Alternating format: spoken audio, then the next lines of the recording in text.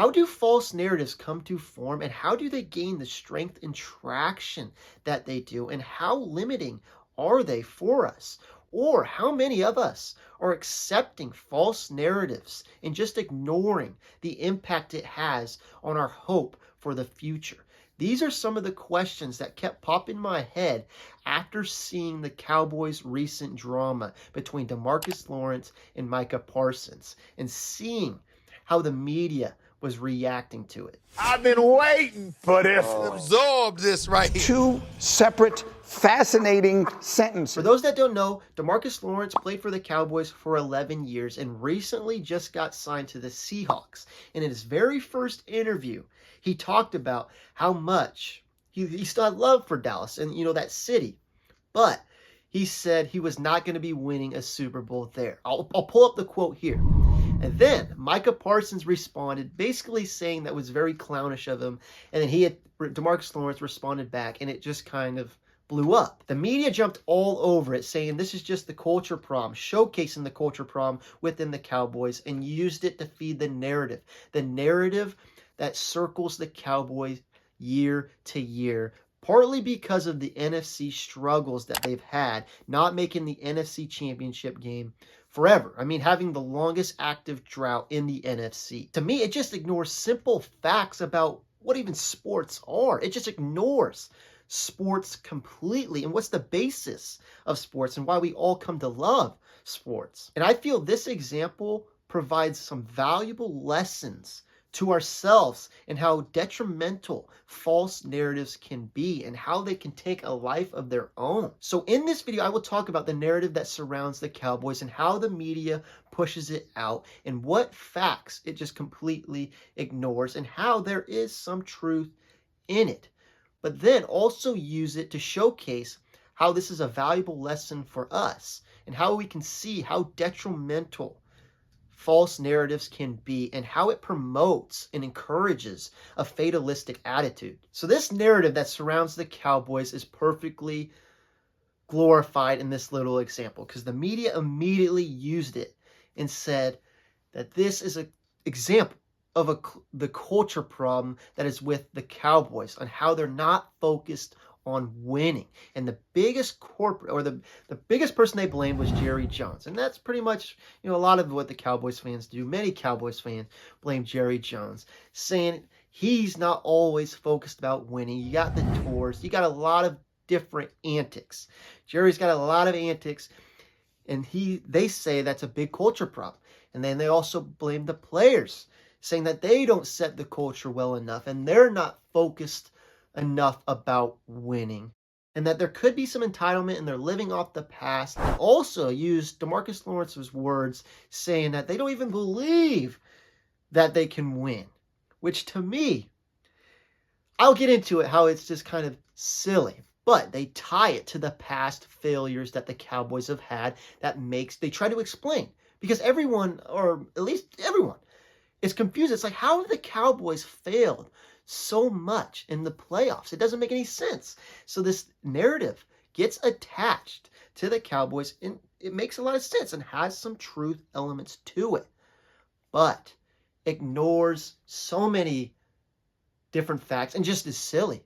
It's honestly kind of silly that some people say that this is kind of the main reason the Cowboys lose. But I can see it. I understand it. I kind of fell for it and kind of just realizing, hey, this is just a weird narrative. Now, why do I say this? Why do I say that this narrative has been blown out of proportion, and what facts does it really hide? Well, look, the Cowboys have had a lot of great teams. 2014, 2016, 2018, 2021, 2022, 2023. I mean, that's all the years they've made the playoffs, and they've made some playoffs previously, but I'm not going to touch on those. I'm just going to touch on these ones. They've had a lot of great years and a lot of great teams. 2014, let's break it down a little bit.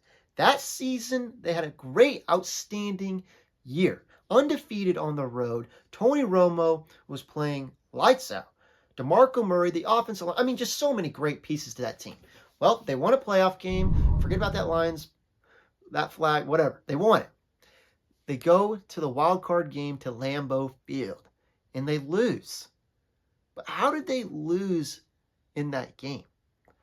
Oh, there's a lot of factors, but one of the biggest things that stands out, I mean, you just have to be a little, I mean, you could be a little NFL fan and you probably know about the Dez catch. Did he catch it or did he not catch it? I say he did, whatever.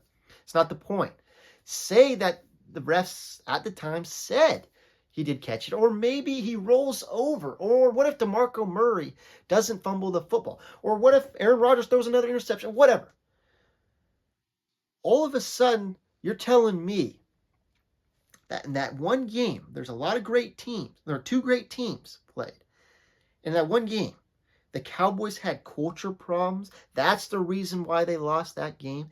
That is the reason why they lost that game. Nothing about what took place on the field. But as Jerry Jones somehow affected that. You see what I'm saying? Okay, but let's forget it right now. I'll get back to that. 2016, they were the number 1 seed. Absolutely balling. Zeke and Dak were going crazy. I mean, just electrified.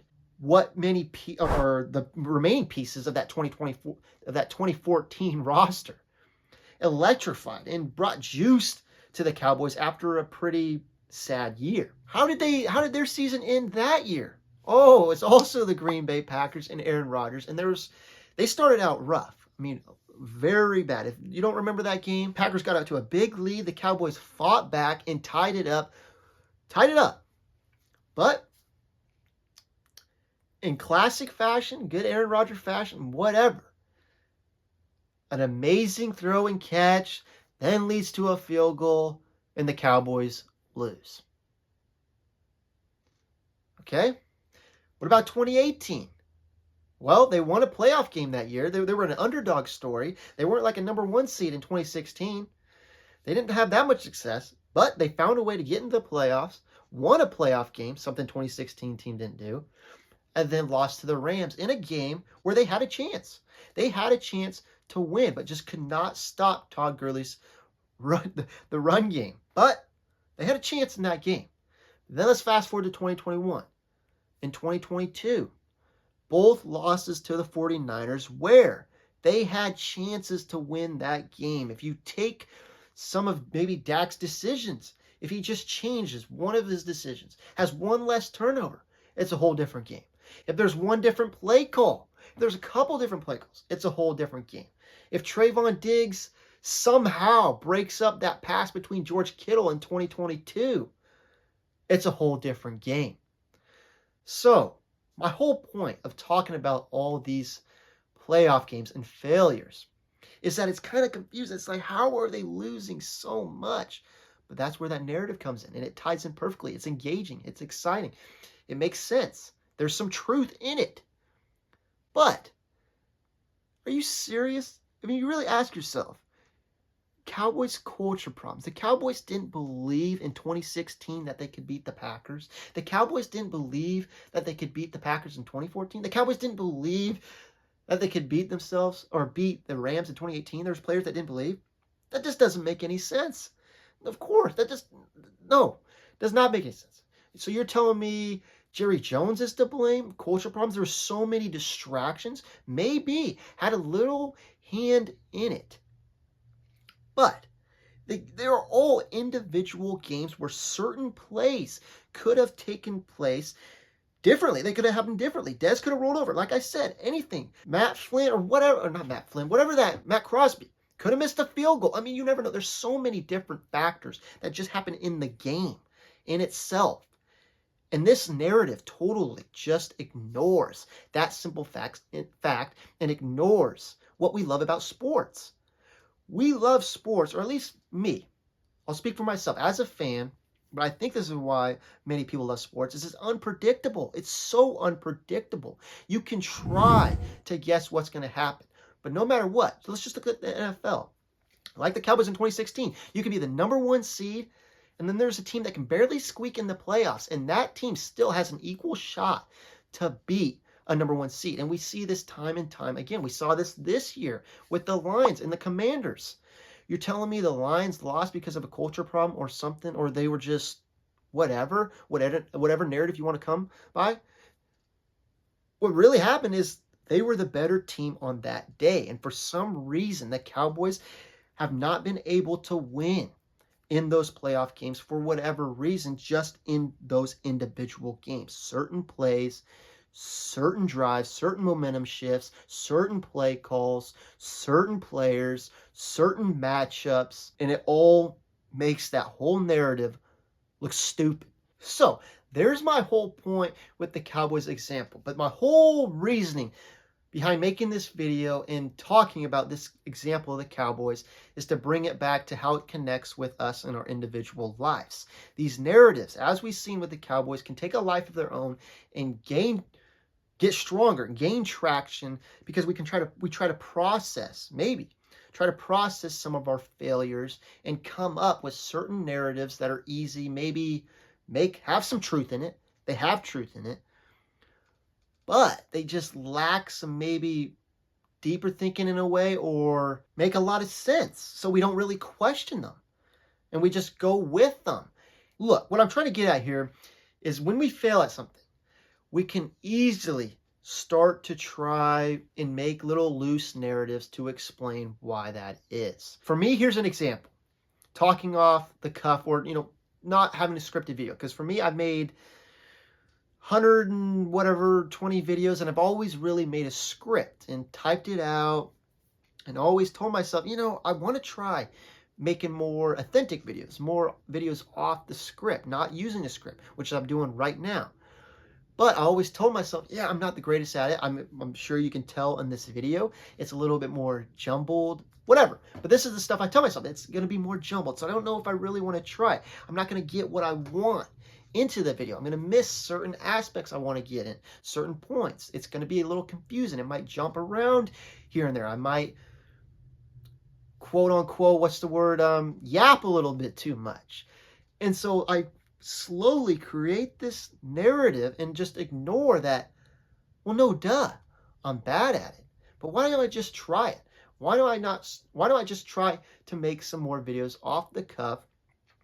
And for some reason, it could not take as long as I thought to improve upon, or the videos could be more engaging, or just because it's more authentic, it could be more resonating to the audience, and whatever. So why not try it? So what I'm trying to say is certain narratives like that for myself fills to my head and stops me from trying something new and growing and being better at just making videos, or it could be in certain other parts of my life. And in my opinion, this happens with a lot of areas of I think it happens in a lot of areas of my life and many people's lives, of where we fail repeatedly at something, or maybe once, and we just try to explain in a false narrative way instead of trying to break it down. And to me, these false narratives, like we see with the Cowboys, can destroy hope in a sense of, well, I just will never be good at that thing, or I'm just not talented in this way, or I'm just not going to try it. It destroys hope and belief that you can change certain aspects of your life. And that's not a good thing to have. You do not want to believe that you can't change certain aspects, or don't have the power or whatever to change things you want to change in your life. I could be totally wrong, but I feel successful people, or happy people at least, not quote unquote what society says is successful, but happy people believe that they control and can change certain things in their life and strive better, have a growth mindset. And I believe NFL teams, or whatever teams, sport teams, have the same feeling. They don't feel there's not a curse around them. There's not a culture thing that they can't change that's been there before them, whatever. So my whole point, the biggest takeaway to wrap this video up, we should maybe try to reflect more on narratives that we have, just to see if they are a little bit false, and challenge those false narratives. Ask yourself, why do I believe in this narrative for whatever reason? Why do I believe I'm not good socially? Why do I believe I cannot bowl well? Why do I believe that? Or is it because, I failed a couple times, or I sucked at bowling. I tried bowling 3 times and I couldn't do it. You know what I mean? I just showed no improvement, yada, yada, yada. Instead, challenge it. Maybe go out bowling again, or maybe ask yourself, thinking of a different way of, well, what's a reason why I wasn't too good at it? Well, why don't I try a different form? There's many possibilities. Or how about I just have a better mindset about bowling? I mean, there's so many other things we could try to adapt and change other than just giving so much power into a false narrative and believing we can't change something, that we suck at something or whatever. And the scary part is, like I talked about with the Cowboys, there's truth in those narratives, but maybe we can try to find the actual truths and not tell a story or a narrative off of that one little truth. And maybe be aware of people feeding us different narratives. I mean, it's complex. I don't have it figured out. That's why I'm making this video, to try to understand it a little better. Hopefully help someone understand it a little better, and maybe in the comment section someone else can help me understand it better. So for me, it's talking without a script in this video, and for others, I can only imagine. I got a lot more in my life, I know for sure. Just need to figure them out.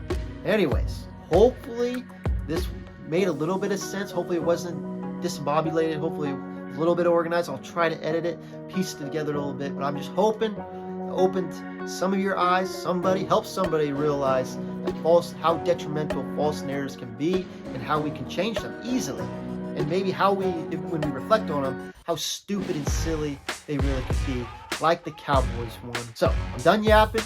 Thank you for watching, and I'd love to hear in the comments section what you thought about this video. Do you agree with me? Do you think some of these narratives are a little false, or do you believe in this Cowboys narrative? I'd love to hear it. Peace.